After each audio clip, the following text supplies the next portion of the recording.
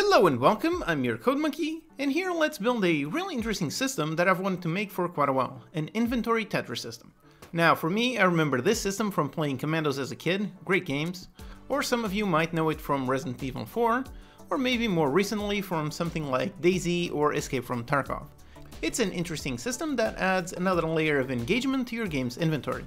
I have to say this was quite a bit more difficult to make than I initially anticipated. It took me about 8 hours to make, but I'm quite happy with the final result. After watching the video, you can go ahead and download the project files and inspect the code for yourself. So let's see what I built here and how it works. Do you want to master game development and make a full-time living creating games?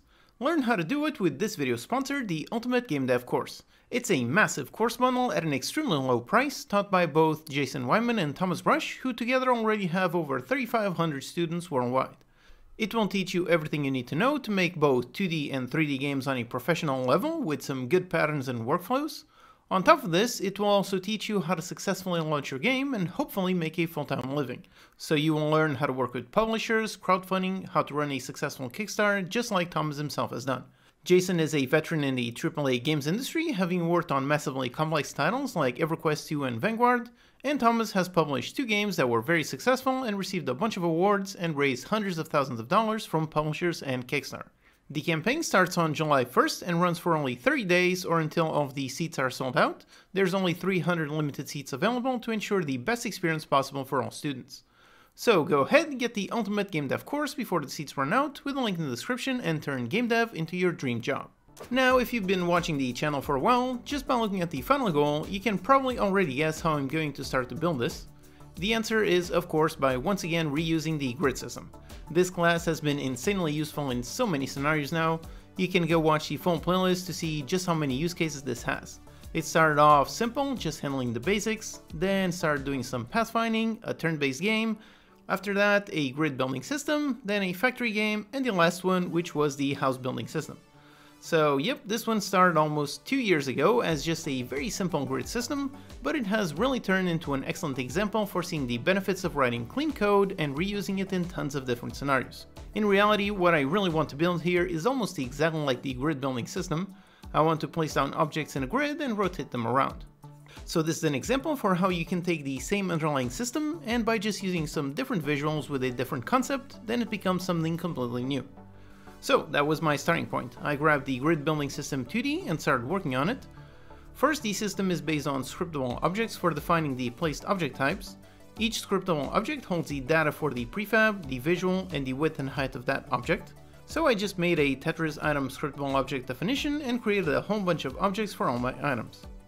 For the items themselves, I simply just reused a bunch of items that I've made for some of my games. So I've got a bunch of weapons from my very first Steam game, Survivor Squad.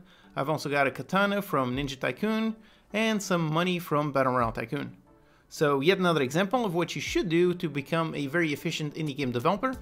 Whenever you need new assets, always check if you can reuse something that you've built for previous projects. I drew these weapons all the way back in 2013 when I was working on my first Steam game, and now here I am 8 years later reusing those same assets once again. Okay, so I had the item scriptable objects defined, and just with that I already had tons of things working thanks to the underlying grid building system. So I could place down objects, I could even rotate them, and I cannot place them outside the bounds or on top of other objects. Already a great start, and thanks to reusing a previously made system, it really didn't take much work to do.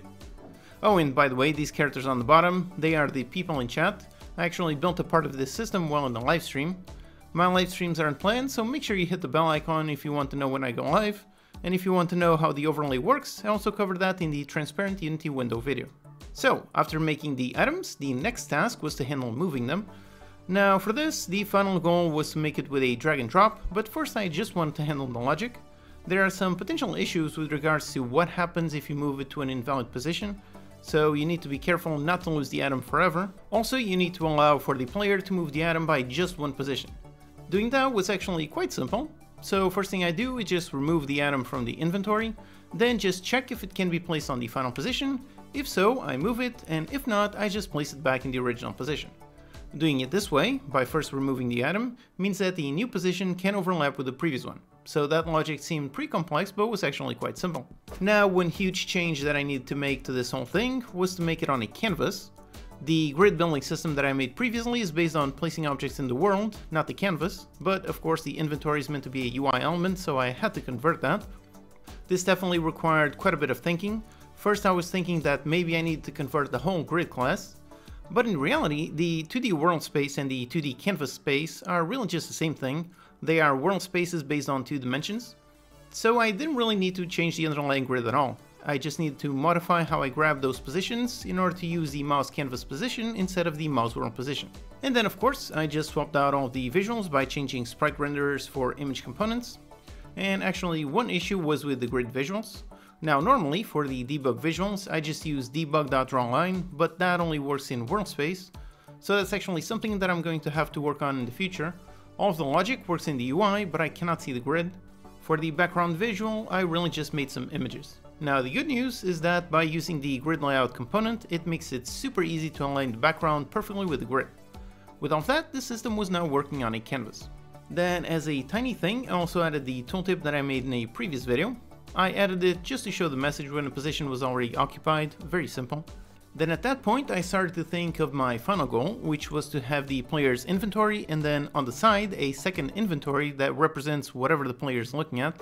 So maybe it's just the floor, so that the player can drop some items, or maybe it's the inventory for some chests the player's looting. It can really be anything. In order to make that second inventory, I just needed to pretty much duplicate my object. And in doing so, I realized that I was handling all of the manual placement logic in the exact same script as the inventory logic itself. Now if I do that and I duplicate it, then I get all kinds of issues. So the next task was to refactor the code in order to separate the underlying inventory Tetris logic from the manual placement. With those two scripts separated, I can now have my 2 inventory Tetris and only apply manual placement to one of them. Or actually, I can have as many inventory Tetris as I want. For this design, I only need 2, but in reality, I can add as many as I want. Next up was pre-adding some items to an inventory. The final goal is to load up the second inventory with whatever items the player finds on a chest or something. So pre-adding those was really just a case of using the same function that I used in the manual placement script, so just place a certain item type on a certain position. And for defining which items to add, I also very quickly implemented some simple saving and loading. I also added this to the house building system. It's actually quite simple, and I covered it a while ago in a dedicated video, so go watch that if you want to learn a simple but powerful way of handling saving and loading. I really just have to define a certain save object and then save the whole thing as a simple JSON string. Then on load, simply just parse that JSON back into the save object and place them on the inventory as normal. It's really quite easy to do. By the way, if you find the video helpful, please hit the like button. It's a tiny thing, but it really does help. Thanks. Next up, adding the ability to drag and drop. This one was also pretty easy. I covered drag and drop in a dedicated video previously, so what I did here was just grab exactly that same class from that video. Just by doing that, I could already click to drag and drop an item. Now while the item visual was indeed moving, the underlying grid position was not. So for that, I just made a drag drop system, kind of like a manager. So when an object gets grabbed, the system listens to it, it knows which inventory system the object came from, and then I just apply the same moving logic that I made previously. So just remove it from the current position and try to drop it on the target position. If it can't be dropped, then really just drop it back where it came from.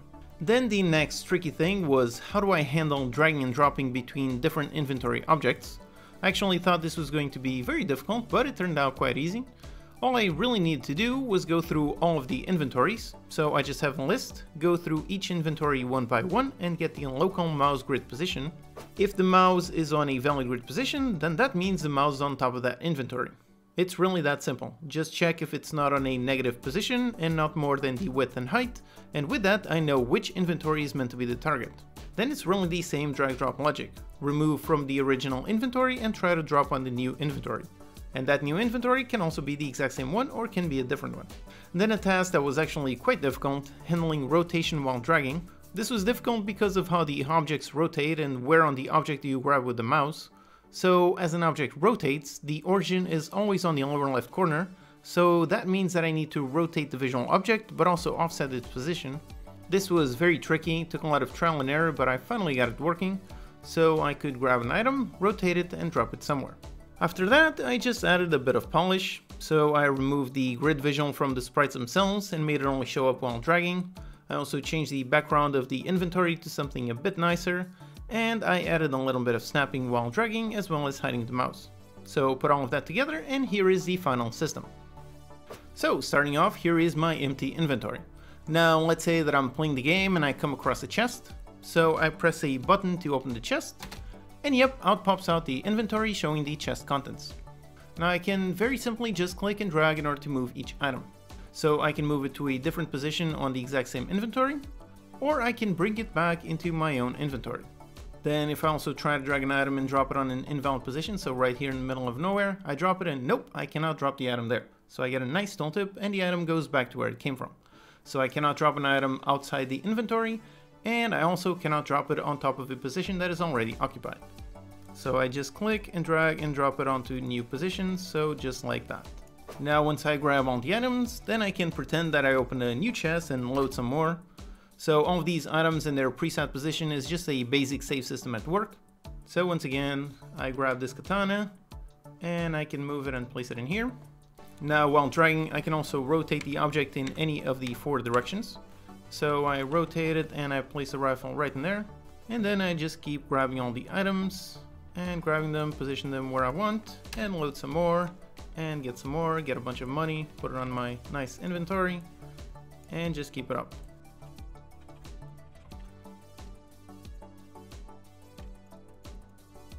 And yep, there's my inventory, all of it nicely organized with tons of items.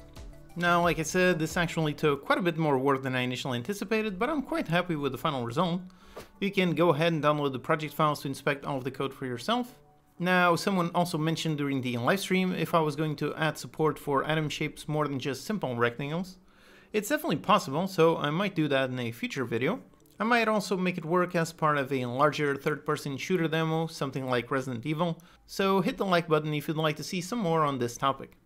Also, I'm thinking of perhaps polishing up this whole system and making it into my next pro asset. Let me know if you would be interested in this system as a fully featured, super easy to use package. Also, don't forget to check out the Ultimate Game Dev course in the description. It's only running for 30 days, so check it out and turn game dev into your dream job. Alright, hope that's useful. Check out these videos to learn some more. Thanks to these awesome Patreon supporters for making these videos possible. Thank you for watching, and I'll see you next time.